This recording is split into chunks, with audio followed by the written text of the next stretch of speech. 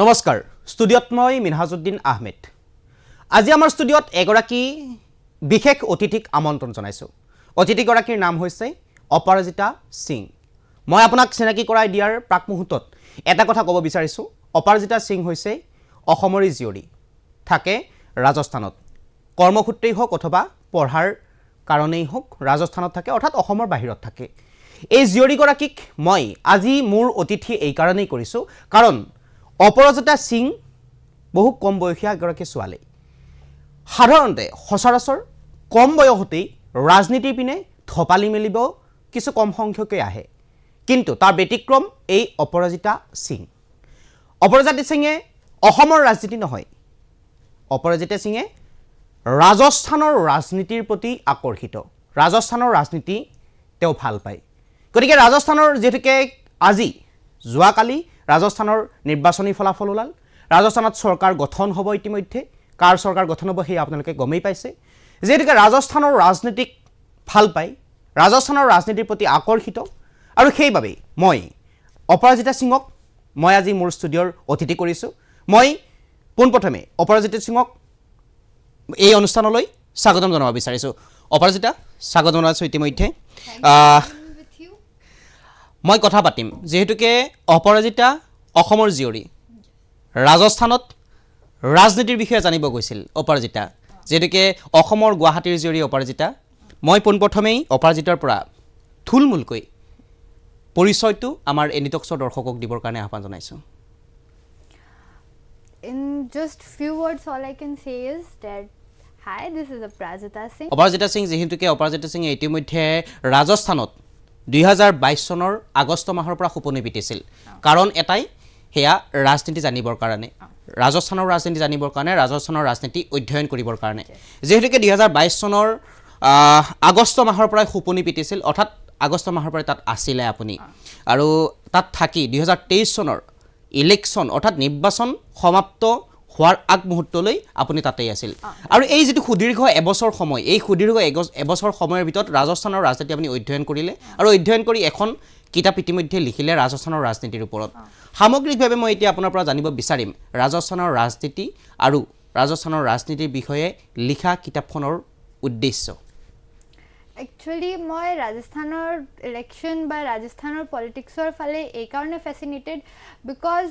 Vasundhara Raje earlier also I have said in my interviews and to the papers and everything that Tekhet she is the only woman chief minister the state had till date.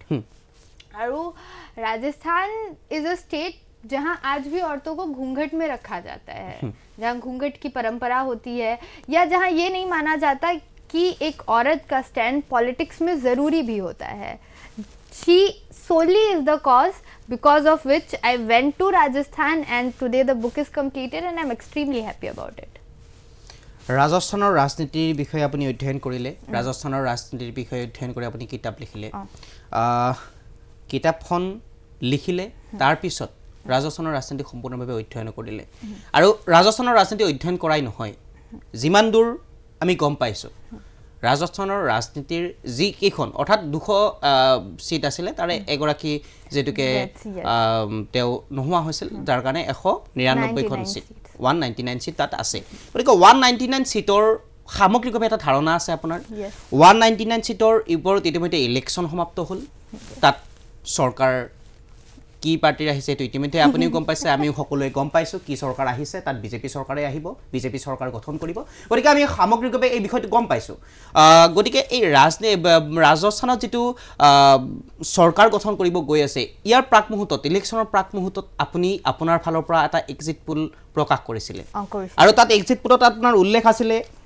নিজৰ exit pole অপৰাজিতা সিঙৰ মই ক'ব লাগিব বাগা বাগা কিছু news channel আছে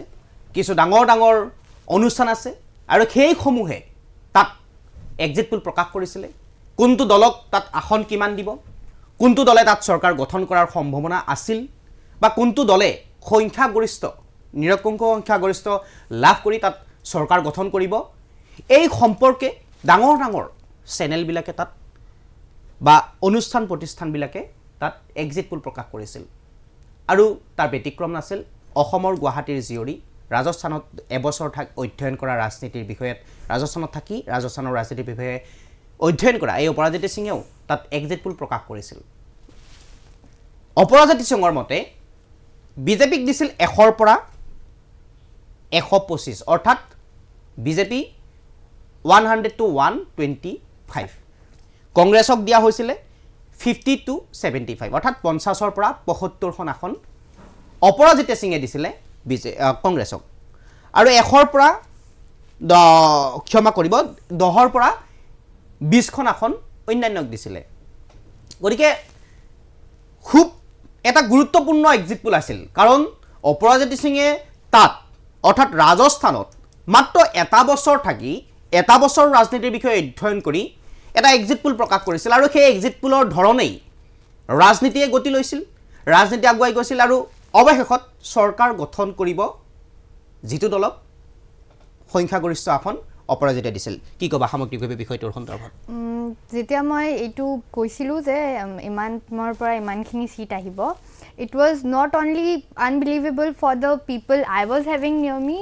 they were saying that এইটো নহয় ইমান ডাঙৰ ডাঙৰ নিউজ চেনেল আছে তোমাৰ ক্যালকুলেশন কেনেকে কাৰেক্ট হ'ব পাৰে বাট কালি যেতিয়া ৰিজাল্ট অন হিয়াৰ আহিল বিজেপিৰ 114 or 15 সিটস আহিল আৰু কংগ্ৰেছৰ 69 আৰু যিমানখিনি আদাৰ সিটস মই 10 ৰ পৰা 20 দিছিলোঁ তাতে 14 সিটস আহিল so I was extremely happy that the thing I have worked hard for that turned out to be correct আৰু এই যেটো এক্সিট পোল আপুনি প্ৰকাশ কৰিছিল আপুনি ব্যক্তিগতভাৱে কোনো অনুষ্ঠান নহয় কোনো প্ৰতিষ্ঠান নহয় কোনো চেনেল নহয় কোনো এটা গোট নহয় yes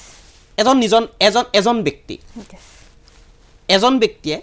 এটা এক্সিট পোল প্ৰকাশ কৰিছিল আৰু সেই এক্সিট পোল মতে ইতিমধ্যে চৰকাৰ গঠন কৰিব গৈছে 15 সিটস প্লাস মাইনাস হ'ব পাৰে একুৰেসি নুলাই but I am happy that at least it's almost near to what I said yes কিন্তু ৰাজস্থানৰ যেটো ৰাজনীতি আৰু অসমৰ যেটো ৰাজনীতি যেটোকে আপুনি গুৱাহাটীৰ অসমৰ নৰ্থ ইষ্টৰ গতিকে এই যেটো নৰ্থ ইষ্টৰ যেটো ৰাজনীতি অসমৰ যেটো ৰাজনীতি মুখ্যমন্ত্ৰী ডক্টৰ হিমন্ত বিশ্ব শৰ্মাৰ যেটো ৰাজনীতি তেওঁৰ নেতৃত্বত যেটো অসমত ৰাজনীতি চলি আছে ডিফাৰেন্স আছে সম্পূৰ্ণ ডিফাৰেন্স আছে ৰাজনীতি সম্পূৰ্ণ ডিফাৰেন্স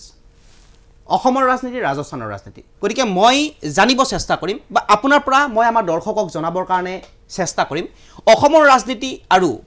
ৰাজস্থানৰ ৰাজনীতিৰ মাজত মোৰ পাঁচটা পাৰ্থক্য আপোনাৰ পৰা লাগে first thing as a woman which I noticed is amar yate jodi eta political decision hoy ase ba we have our finance minister, she is a woman aru tate etia still যেতিয়া Indira Gandhi PMO থাকিল we had our president also, she was also a woman তেতিয়াও women are kept veiled and they are not asked about the political differences আমাৰ ইয়াতে এনেকুৱা নহয় তাতে মই এনেকে নকওঁ যে ফিমেল এমএলএস নাই মিনিষ্টাৰ্স নাই but they are not given preferences okay ইয়াতে they are given preferences আৰু এই কাৰণে Vasundhara Raje was the only woman CM till date she was CM for the 2 times aru yate the cultural diversity bahut beshi ase tate aru tate that Rajasthan is a vast tourist place tourist ahi thake aru that's the cause it's a center of so many things that's why it's more just more I'm not getting the correct word it's kind of more different cultural opinions different type of people that's the cause that it's different from Assam there are 3 points which according to me it's different from Assam ৰাজস্থানৰ পূৰ্বৰ চৰকাৰ কি আছিল ইতিমধ্যে আপুনি গম পাই ইয়াৰ আগত কি চৰকাৰ আছিল ৰাজস্থানত কংগ্ৰেছ চৰকাৰ ৰাজস্থানত ইয়াৰ আগত কংগ্ৰেছ চৰকাৰ আছিল এই কংগ্ৰেছ চৰকাৰ যিখন ৰাজস্থানত আছিল তাৰ পিছত এইবাৰ আকৌ বিজেপিৰ তাত গঠন কৰিবৰ কাৰণে আগবাঢ়িছে গতিকে এনেকুৱা কি আপুনি যেতিয়া সেই এবছৰ সময় আছিল ৰাজস্থানত এনেকুৱা কি পৰিৱৰ্তন দেখা পাইছিল য'ত জনতাই পূৰ্বৰ চৰকাৰখন বাদ দি নতুনকৈ যিখন চৰকাৰক আকোৱালি ল'ব তাৰ কাৰণ আছে সেই কাৰণসমূহ আপুনি তিনিটা কাৰণ মোক ক'ব পাৰিবনে যি তিনিটা কাৰণৰ কাৰণে পূৰ্বৰ চৰকাৰখন ভংগ কৰি নতুন এখন চৰকাৰ গঠন কৰিবৰ কাৰণে আগবাঢ়িছে ৰাজস্থানত কাৰণ মোক তিনিটা লাগে फर्स्टली लोग मोदी जी के नेतृत्व पे भाजपा के नेतृत्व पे यकीन करते हैं okay that's the first cause and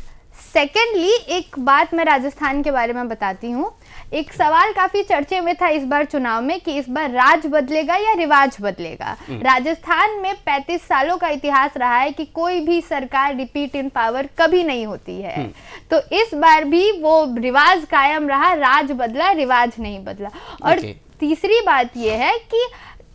Congress में वो जितने कैंडिडेट्स थे या जितने लोग थे, they were not satisfied internally with the system. मैं ये नहीं कह रही कि कांग्रेस में अच्छे कैंडिडेट्स नहीं है, कांग्रेस ने ही सबसे ज़्यादा युवा कैंडिडेट्स को वोट दिया जो फर्स्ट टाइम इलेक्शन लड़ रहे हैं। और 2 सीट्स ऐसी हैं जिसका जिक्र मैंने पहले भी किया है, 2 टिकट कांग्रेस ने ऐसी दी, एक नशीराबाद से अजमेर से नशीराबाद विधानसभा की टिकट, और एक अलवर की जो कांग्रेस ने 26 साल के उम्मीदवारों को दी थी। और मुझे बड़ा बुरा भी लगा कि नशीराबाद वाली जो सीट थी वो 26 साल के जो उम्मीदवार थे शिव प्रकाश गुर्जर, वो 1135 वोटों से हार गए। और उन्होंने काफ़ी मेहनत की थी, बीजेपी के कैंडिडेट को काफ़ी कड़ी टक्कर दी थी। वो शाम को 7 बजे क्लियरेशन आया था उस सीट का, तब हमें पता चला था कि वो सीट हार गए हैं। যেটো মোদীৰ জনপ্ৰিয়তা, यस, নৰেন্দ্ৰ মোদীৰ যিটো জনপ্ৰিয়তা, যিটো মোদী মেজিক বুলি কোৱা হয়, সেই মোদীৰ মেজিক, মোদীৰ মেজিকে তাৰমানে ৰাজস্থানত কাম দিছে এক প্ৰকাৰৰ, যাৰ কাৰণে পূৰ্বৰ চৰকাৰ ভংগ কৰি এতিয়া নতুন চৰকাৰ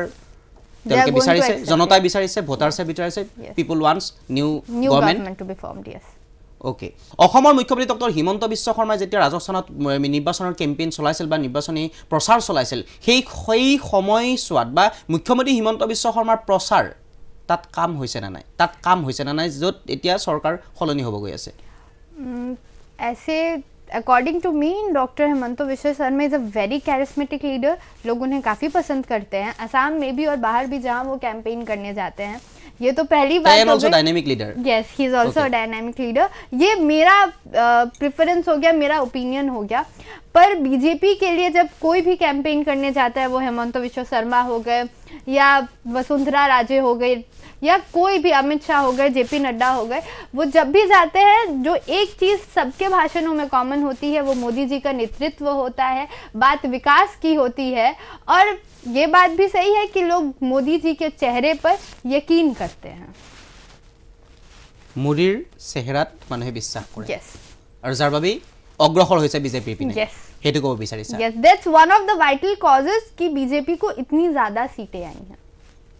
ৰাজস্থানত ইমান দিন থাকিলে, কিতাপ লিখিলে, ৰাজনীতি বুজিলে, পাৰ্টীসকলক চিনিলে, মুখ চিনাকি হ'ল। এই মুহূৰ্তত যদি মই সোধোঁ, ৰাজস্থানত কোনগৰাকী প্ৰাৰ্থী জয়ী হোৱাত আপুনি সুখী হৈছে, কোনগৰাকী প্ৰাৰ্থী বিজয়ী হোৱাত, পৰাজয় হোৱাত আপুনি দুখী হৈছে? जैसे कि मैंने बताया कि पहले मैं बता देती हूँ, नशीराबाद की जो विधानसभा सीट है वहाँ से जो कांग्रेस के उम्मीदवार थे शिव प्रकाश गुर्जर, उनके हारने का मुझे बहुत बुरा लगा था। वो 1135 वोटों से हारे थे, उनके हारने का मुझे बहुत बुरा लगा था। और एक संघरिया की सीट थी, वहाँ भी लोग कह रहे थे कि निर्दलीय प्रत्याशी बहुत स्ट्रांग है, पर वहाँ से कांग्रेस के उम्मीदवार अभिमन्यु पुनिया जीते थे। उनकी जीत की मुझे बहुत खुशी है और वो 40,010 वोटों से जीते थे। और जिस समय वो जीते थे उस समय उनके अगेंस्ट में वो त्रिकोणीय मुकाबला था। एक तरफ बीजेपी के प्रत्याशी थे, एक तरफ बीजेपी की बागी एक प्रत्याशी थी गुलाब सिवर, और उस समय उन्होंने जीत हासिल की, लोगों ने उन पर विश्वास जताया। वो कहते हैं कि सचिन पायलट के कुछ मजबूत स्तंभ है, मतलब सचिन पायलट के कुछ एमएलएज ऐसे हैं, वो उन्हीं में से एक है। पहली बार वो विधायक बनाए गए हैं, उनकी जीत की मुझे बहुत खुशी। साथ ही साथ बीजेपी के एक निर्दलीय कैंडिडेट थे रविंदर सिंह भाटी, उनकी जीत की मुझे बहुत खुशी है। वो सीट से विधायक बनाए गए और उनकी जीत काफ़ी चर्चा में भी है, क्योंकि उन्होंने कहा था कि मैं कंकर हूँ, मैं गढ़ा फोड़ दूंगा। ये बात काफ़ी ट्रेंड में है न्यूज़ में कल से उनके जीतने के बाद। किताबখন जिখন লিখিলে ৰাজস্থানৰ ৰাজনীতিৰ ওপৰত, উদ্দেশ্য কি আছিল? যিমানখিনি মই বুজিলোঁ ৰাজস্থানৰ পলিটিক্সক, যদি কোনোবাই বুজিব পাৰে, that person doesn't need to study to every constituency, the person can easily read my book and understand, at least near about to understand কৰিব পাৰিব। ভৱিষ্যতে সক্ৰিয় ৰাজনীতিত অংশগ্ৰহণ কৰিব অপৰাজিতা সিঙে? এতিয়া নাজানো, ভাবা নাই। ৰাহুল গান্ধীৰ বিষয়ে কি ক'বা? Yes, he is a leader. वो अलग की बात है कि उन्हें कौन एक्सेप्ट करता है नहीं करता है। He is a leader, simply nothing controversial. Okay. Narendra Modi, Amit Shah, Narendra Modi, मुख्यमंत्री हिमंत बिश्व शर्मा, योगी आदित्यनाथ। योगी आदित्यनाथ। कारण অসমৰ জীয়ৰী, গুৱাহাটীৰ জীয়ৰী মুখ্যমন্ত্ৰীৰ আপোনাৰ মুখ্যমন্ত্ৰী কোন বুলি ক'লে যোগী আদিত্যনাথ বুলি বৰ্তমান সময়ত ক'ব নোৱাৰে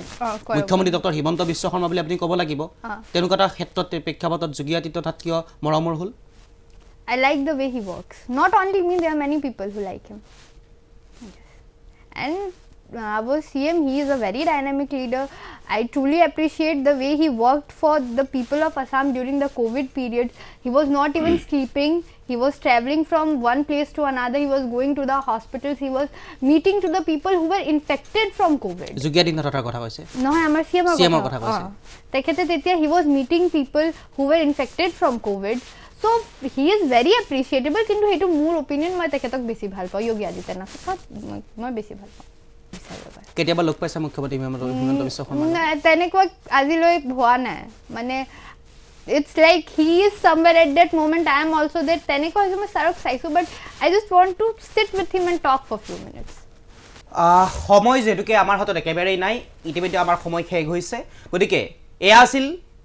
ৰাজনৈতিক ভালপোৱা কম সময় কম বয়সতেই ৰাজনৈতিক ভালপোৱা ৰাজনীতিৰ পিনে অগ্ৰসৰ হ'ব বিচৰা এগৰাকী কম বয়সীয়া ছোৱালী অপৰাজিতা সিং আৰু ৰাজস্থানত গৈ ৰাজনীতি অধ্যয়ন কৰি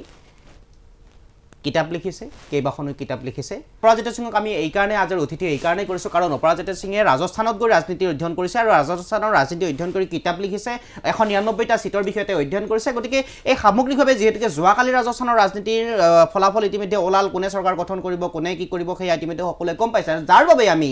ৰাজস্থানত থকা এগৰাকী অপৰাজিতা সিঙক আমি আমন্ত্ৰণ জনাইছিলোঁ আৰু আজি আমাৰ ষ্টুডিঅ'ত অতিথি হৈছে ৰাজস্থানৰ বিষয়ে কিছু কথা জানিলোঁ ৰাজস্থান আৰু অসমৰ ৰাজনীতিৰ বিষয়ে পাৰ্থক্যৰ বিষয়ে আমি জানিব চেষ্টা কৰিলোঁ ভৱিষ্যতে অপৰাজিতা সিং ৰাজনীতিত যাব নেকি সেয়াও জানিব চেষ্টা কৰিলোঁ কিয় মুখ্যমন্ত্ৰী ডক্টৰ হিমন্ত বিশ্ব শৰ্মাক লগ ধৰিব ইচ্ছা অপৰাজিতা সিঙৰ সেয়াও আমি জানিব চেষ্টা কৰিলোঁ আমাৰ সময় হাতত একেবাৰেই নাই অপৰাজিতা সিং আপোনাৰ ইমান বহুমূলীয়া সময় আমাক দিয়াৰ বাবে আপোনাক ধন্যবাদ জনাইছোঁ আৰু আমাৰ ষ্টুডিঅ'ত আহি ৰাজস্থান আৰু অসমৰ ৰাজনীতিৰ বিষয়ে কিছু অলপ হ'লেও বিশ্লেষণ আগবঢ়োৱাৰ বাবে আমি আপোনাক পুনৰবাৰ ধন্যবাদ জনাইছোঁ Thank you so much for having with you বিদায় মাগিছোঁ আমাৰ অনুষ্ঠানৰ পৰা চাই থাকিব এনি টক্স